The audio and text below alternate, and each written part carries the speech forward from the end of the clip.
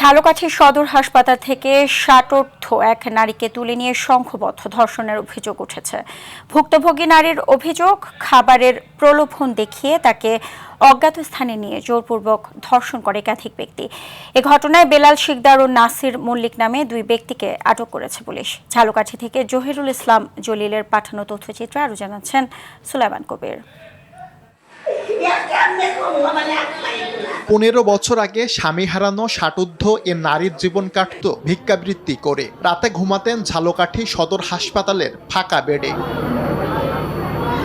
সোমবার রাতেও হাসপাতালের গায়নী ওয়ার্ডে আশ্রয় নেন এ নারী। এ সময় খাওয়ানোর প্রলোভনে তাকে বাইরে ডাকে অটোরিকশা চালক বিল্লাল শিকদার। পরে জোরপূর্বক মোটরসাইকেলে তুলে অজ্ঞাত স্থানে নিয়ে সংঘবদ্ধ ধর্ষণ করে বিল্লাল, নাসির সহ একাধিক ব্যক্তি। ভোরে আহত অবস্থায় ফেলে যায় হাসপাতাল প্রাঙ্গণে। অনেক দূরে নিয়ে গেছে।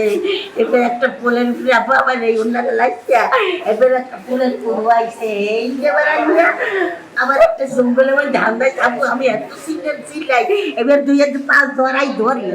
মামা বলে আব্বু বলে কিছুতে ছাড়ে না। কান্নাকাটির শব্দে ভুক্তভোগীকে উদ্ধার করে চিকিৎসা দেয় হাসপাতাল কর্তৃপক্ষ।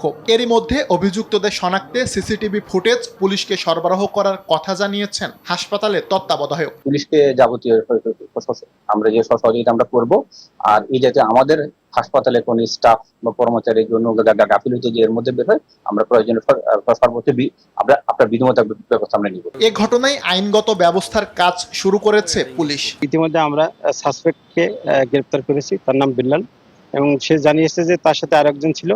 তাকে গ্রেপ্তার করার জন্য পুলিশের কার্যক্রম অব্যাহত আছে আর আইনগত ব্যবস্থা প্রক্রিয়াধীন। হাসপাতালের নিরাপত্তা ভেদ করে এমন পৈশাচিক অপরাধ সংগঠিত হওয়ায় ক্ষুব্ধ অন্য রোগীরা। অপরাধীদের দ্রুত দৃষ্টান্তমূলক শাস্তির আওতায় আনার দাবি তাদের। সুলাইমান কবির, RTV।